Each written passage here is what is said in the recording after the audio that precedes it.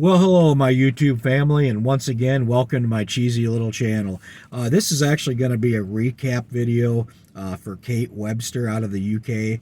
She's been trying feverishly to try to find the video that I did, which I believe was originally done on Paranormal Roundtable. And now I'm not saying Josh took it down, but for some reason she can't find it, and other people have tried to locate it and can't find it.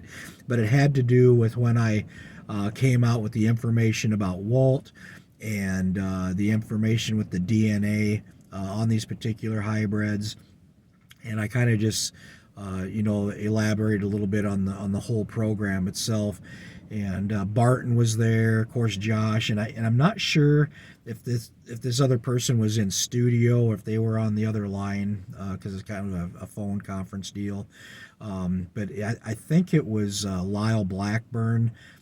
They had him kind of giving his opinions on things, and whoever it was more into Bigfoot than he was Dogman. So maybe it was even what's the other gentleman's name?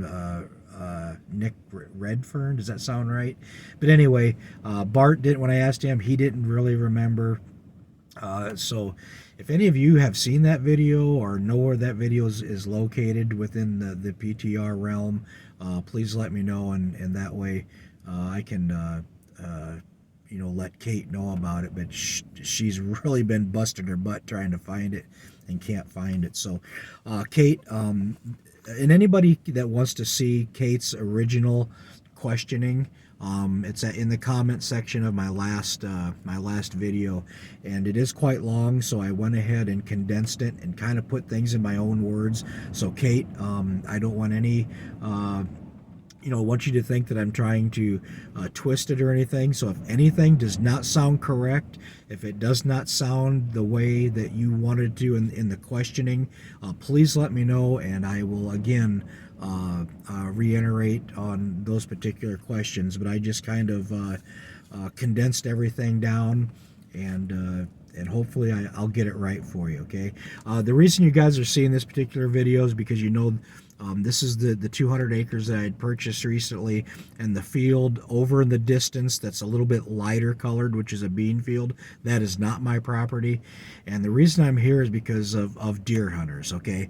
I cannot stand what they call party deer hunters. And real quick, party deer hunters are these podunk, redneck, domestic light beer drinking inbreds that run snowmobiles, trucks, ATVs, whatever. They never get out of their vehicles, in other words, and they run deer into a bunch of half-drunk podunks that are standing in a row with shotguns, and they literally try to light these deer up, and it's actually pretty comical because these guys are probably the worst shots on the planet, okay? Absolutely horrible. They're dangerous, and they give real hunters a bad name. And anyway, deer season ended yesterday here in Iowa, shotgun. Second season, it's over with.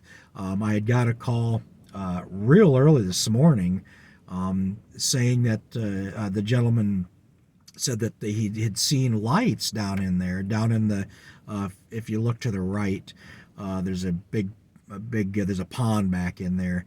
And like I said, the other side, that lighter color field is not mine, but it's kind of on the border. Well, anyway, so he's seen lights in there, and a bunch of deer come out, and he heard pop, pop, pop, pop, and an ATV running on my side of the fence, which is, you can see that stretch there at where the trees are in between that field. That's my property. Anyway, they're on my side, so I like to deal with people like that in my own way before I call law enforcement. So maybe you guys will be privy to seeing something on camera here, but I haven't seen anything. But either way, I am going to call the local DNR and Sheriff's Department for this county where the property's at, and let them know what's going on. So to regular deer hunters, props and all respect to you. Like war criminal, I mean, they go out and they hunt their prey. They go into the field, they bow hunt, they shotgun hunt, whatever, but they go after it like men. They just don't sit in their vehicles and chase them all day like a bunch of lazy podunks. All right, Kate, I'm going to go ahead and get to your questions. And again, if you have any questions other than this, please let me know and I'll answer them. Number one, how did you feel when Walt told you he was part of the program? I wasn't really surprised. I kind of knew, like I went back to the original night of the attack.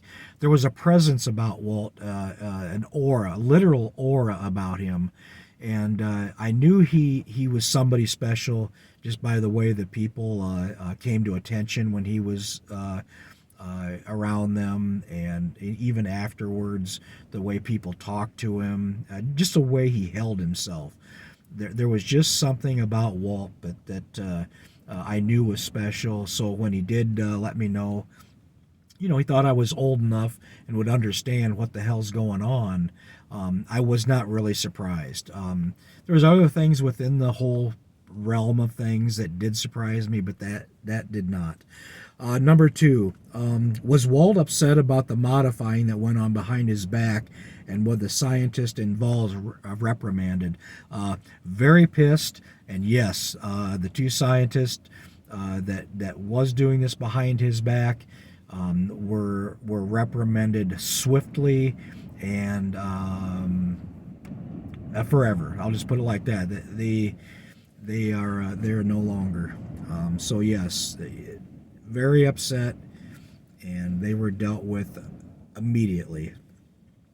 Number three, were there more altered hybrids, and did they get released into the public? Absolutely not. There was only two, and even they were not just set forth into the public to kill and ravage. So no, that will never ever happen again. I can guarantee that 100%.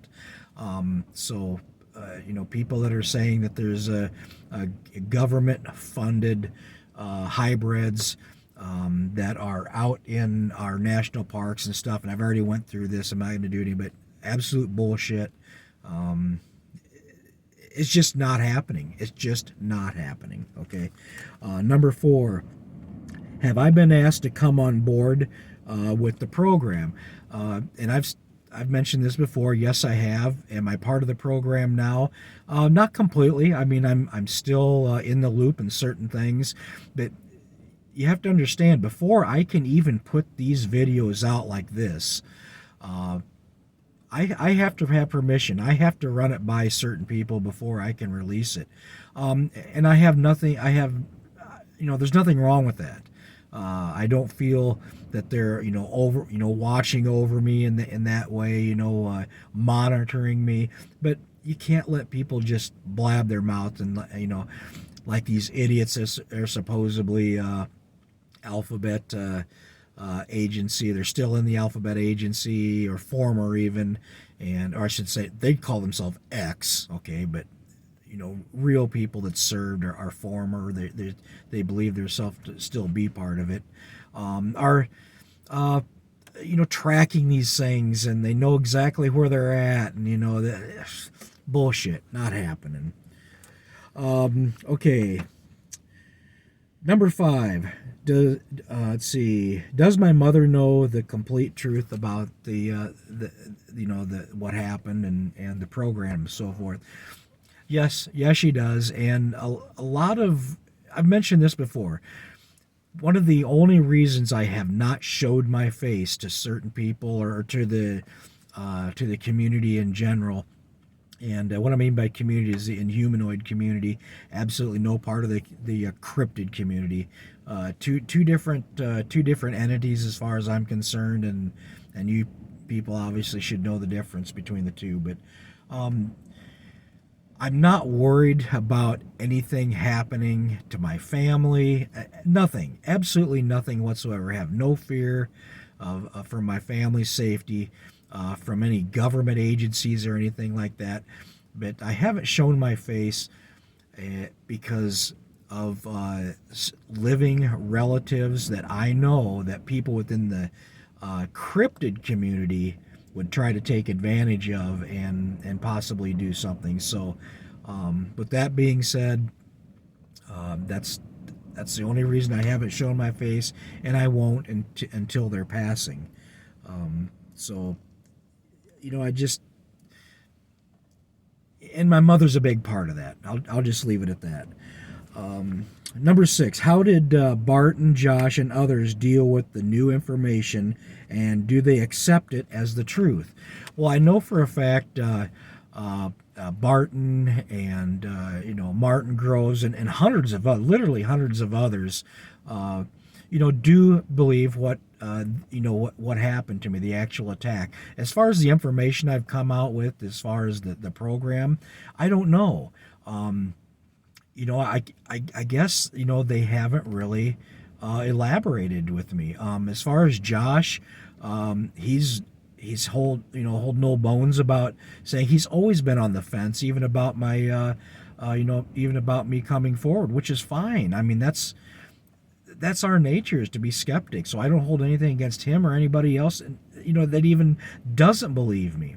I'm not in this journey to make people believe. I just want people to know the actual truth.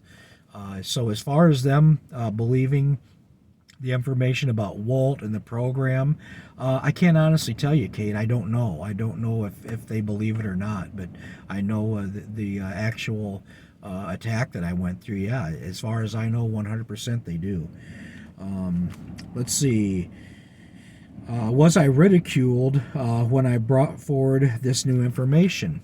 Well, I've been ridiculed since the day I've come out. So, yeah, I mean, this new information has been, I've been ridiculed for it. So it's just, it's something I accept, and it's just standard business, I guess, so to speak. So, let's see. Number 8. Was the farmer aware of the program because of who he called, not the police, in parentheses? And that's a good question, and that's actually been a main question a lot of people. How did this farmer know not to call the police, but yet he called the agency within Walt? You know what? I still don't know. I can't answer that question, I guess, is what I'm saying. I don't, but I believe so. I believe everything that happened that night happened for a reason. And I can't explain it. Now, there's some things that I've kind of released about. I had a gal contact me that said that, and I haven't been able to verify this, okay? This is why I haven't elaborated on it a lot. But there's been a gal that had contacted me and said that her grandfather was the farmer who picked me up. And she kind of verified it with the location of where the farm was, and everything seemed right. Everything seemed right without me telling her the directions that I felt that we went. I did let those out, I guess, the directions a little bit in one of my videos, where I felt we went, because like I said, I was basically laying on the floorboard. But she everything she said felt right. I did locate the property via Google and looked at it, and I did share that with a couple other people. And I said, I can't verify it, but it feels right. The farm's no longer there.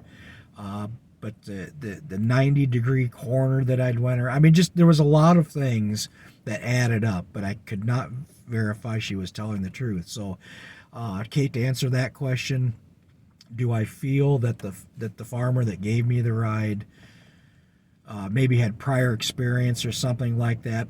I don't know about prior experience, because that had never happened before and will never happen again with these hybrids.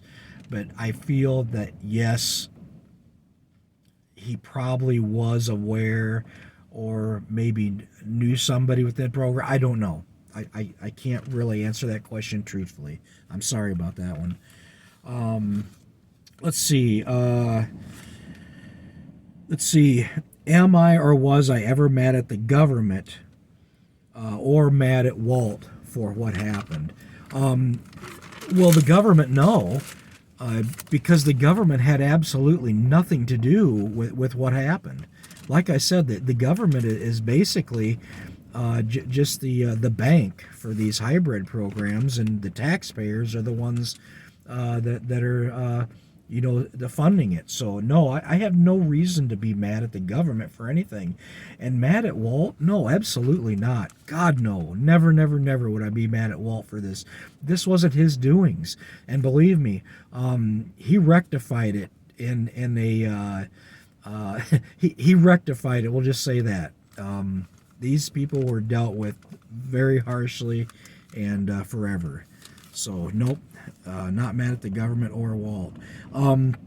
Good. Here's another good question. Number 11. Did Johnny Henderson know about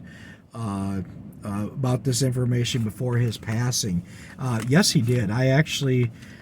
Johnny Henderson is one of the only people. There's a couple, but one of the only people that know Walt's last name and most of his information. I'm not sure if Elijah does, if he shared that with Elijah. I'm hoping he did, and maybe I spoke to Elijah about this as well. But yes, Johnny Henderson did know Walt's most of the information that I was, privy to give out, and actually knew Walt's last name. So Johnny never let me know if he did any research to find anything out about him, or which there probably wouldn't be a whole lot to find, to be honest, but there is some stuff out there. But yes, Johnny did know.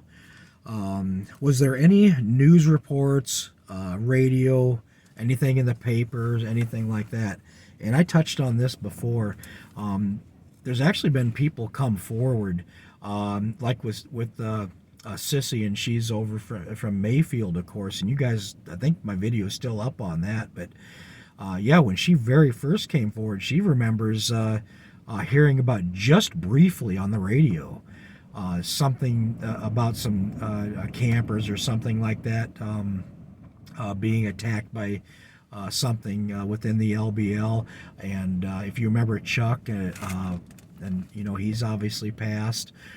He was a really, really good friend of Ben's, and he was into law enforcement and also a firefighter, and he remembers hearing something about it just briefly over comms somehow or another. And there's been other people come forward that has heard it either on TV or something. There was something that briefly got out, and for obvious reasons, the information was extinguished super quick like. So I think that's it, Kate.